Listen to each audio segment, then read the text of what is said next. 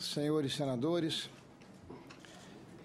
em decorrência da aprovação do requerimento 94 de 2015 do senador Randolfo Rodrigues, foi constituída no âmbito do Senado da República a Comissão Parlamentar de Inquérito do HSBC. Registra-se, antes de qualquer coisa, que a sigla utilizada para denominar a CPI alude ao HSBC Holding, originalmente Hong Kong and Shanghai Bank Corporation, grupo financeiro britânico sediado em Londres, com atuação em mais de 80 países e que no Brasil controla o HSBC do Brasil S.A. Banco Múltiplo.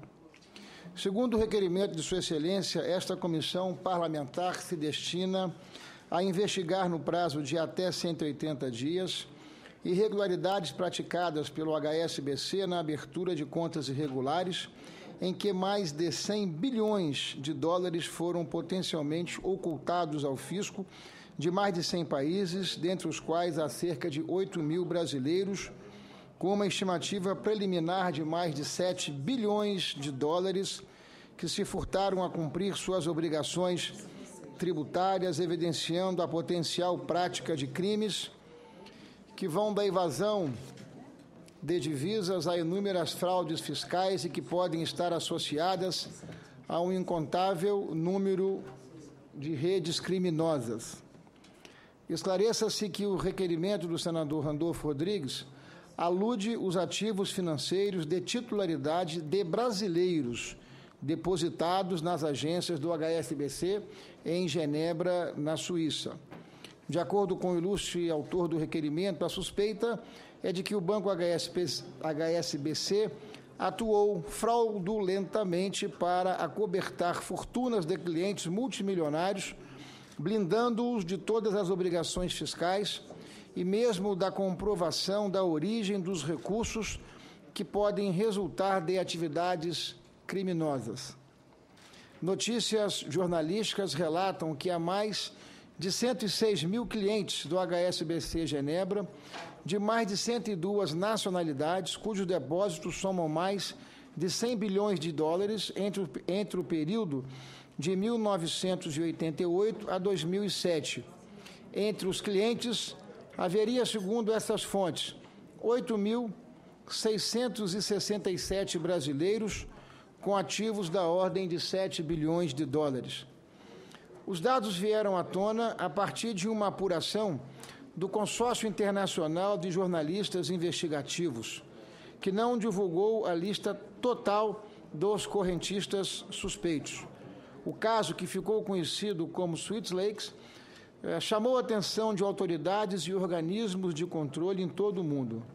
Segundo o blog do jornalista Fernando Rodrigues, os documentos obtidos pelo Consórcio Internacional são baseados em arquivos originalmente vazados por um antigo funcionário do HSBC, o senhor Hervé Falciani, entregue a autoridades francesas em 2008.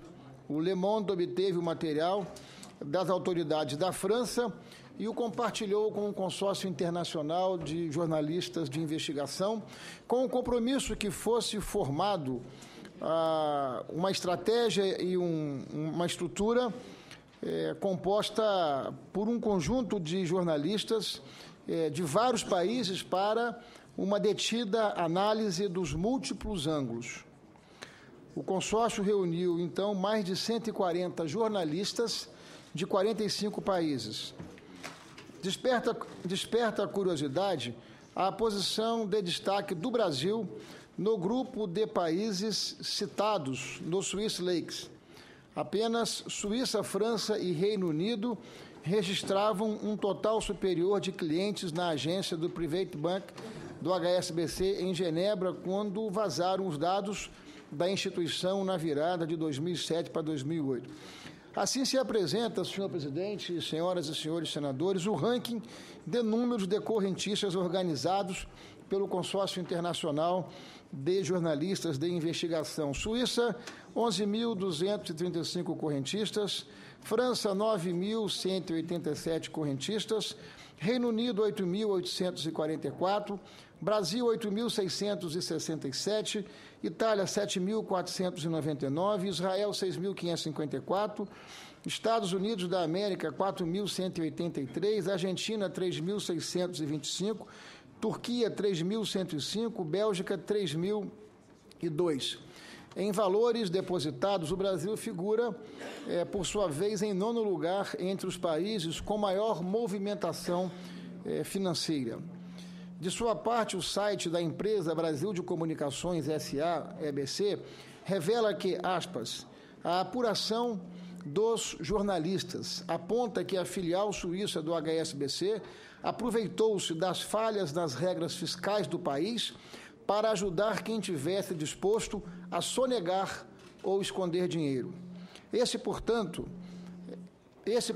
é o conjunto fático sobre o qual se apoia esta comissão parlamentar de inquérito. Do tratamento jurídico. No que tange ao tratamento jurídico da matéria, há que se registrar e repisar que não constitui crime a manutenção, por si só, de ativos financeiros no exterior. A despeito disso, os titulares dessas contas bancárias são obrigados, pela legislação brasileira, a cumprir algumas formalidades. A primeira delas é que surge da obrigação de declarar à Receita Federal, por ocasião da declaração anual de ajuste do imposto de renda de pessoa física, valores em moeda estrangeira superior a $100.000. Superior a R$1.000. Diante da ausência dessa declaração ao fisco, é razoável supor que o titular da conta teve a intenção de esconder os ativos que mantém no exterior, por motivos que podem estar relacionados à origem ilícita desses recursos financeiros ou mesmo para, ainda que o dinheiro tenha origem lícita, esquivar-se do pagamento de tributos. Outra formalidade a ser cumprida pelo titular de ativos financeiros no exterior é a de informar ao Banco Central do Brasil se saldo das contas for conjuntamente igual ou maior de que $100.000. Aliás, ao contrário do que ocorre no caso da omissão da declaração ao fisco, que é mera irregularidade tributária, a falta de informação ao Banco Central do Brasil pode caracterizar o crime de evasão de divisas nos moldes da conduta equiparada definida no parágrafo único do artigo 22 da Lei 7.492, de 16 de junho de 1986, Leis de Crimes contra o Sistema Financeiro. No seu artigo 22, efetuar operação de câmbio não autorizada com o fim de promover a evasão de divisas do país. Pena: reclusão de 2 a 6 anos e multa. Parágrafo único. Incorre na mesma pena quem, a qualquer título, promove sem autorização legal a saída de moeda ou divisa para o exterior ou nele mantiver depósitos não declarados à repartição federal competente. Anualmente, o Banco Central do Brasil edita uma carta circular para definir o limite de isenção da informação, bem como a database, ou seja, aquela que servirá de referência para a aferição do limite de isenção. Até 2009, o Banco Central fixava como database o último dia do ano.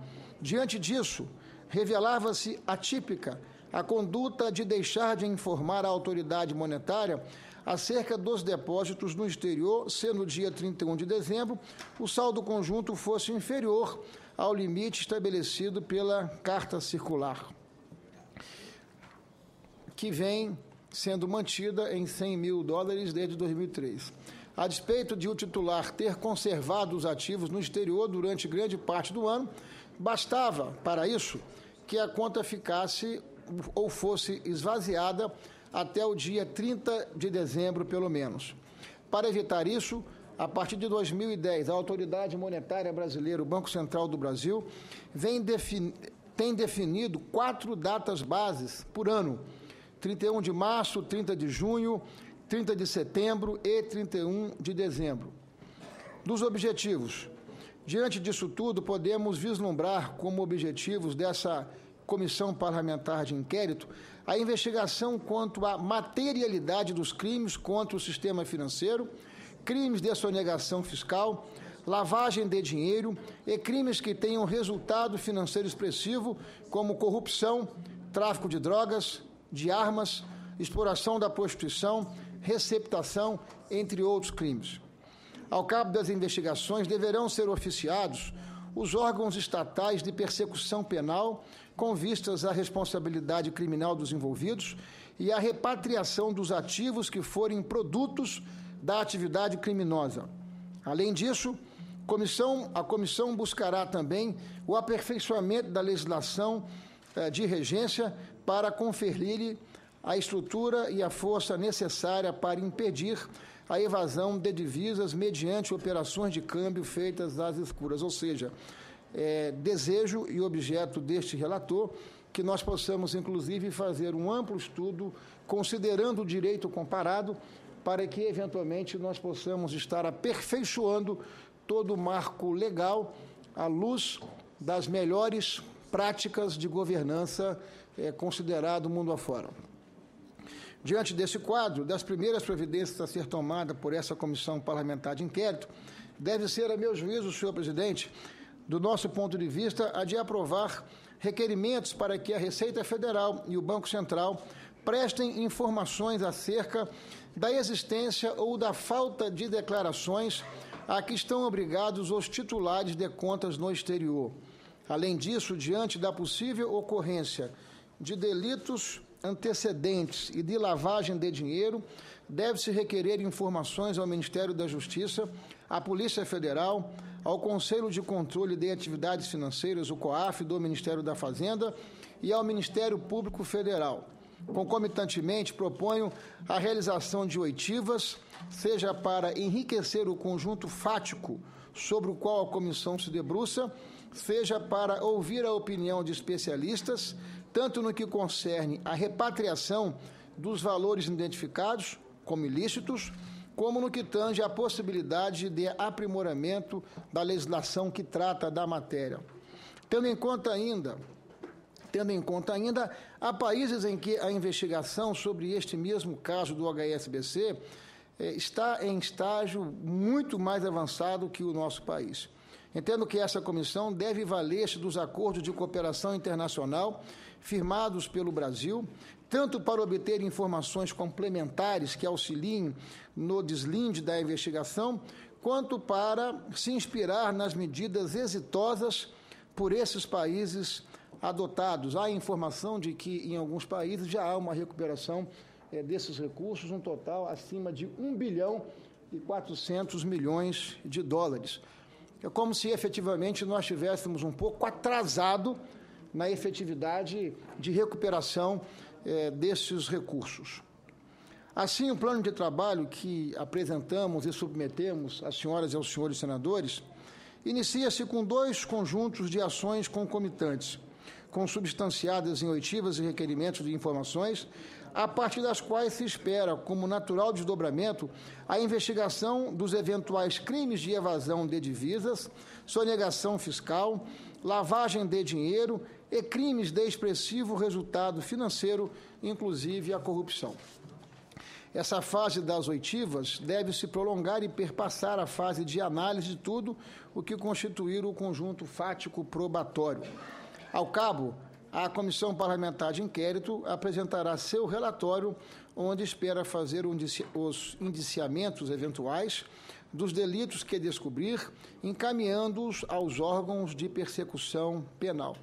Portanto, senhor presidente, esse é o primeiro esboço do plano de trabalho que nós estamos submetendo à Sua Excelência e às senhoras e aos senhores senadores que compõem essa comissão parlamentar de inquérito, para que nós possamos iniciar efetivamente os nossos trabalhos.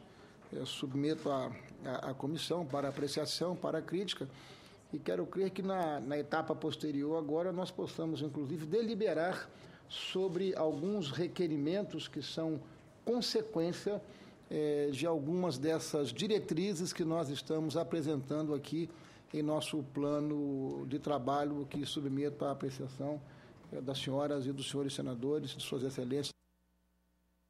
Obrigado, senhor presidente.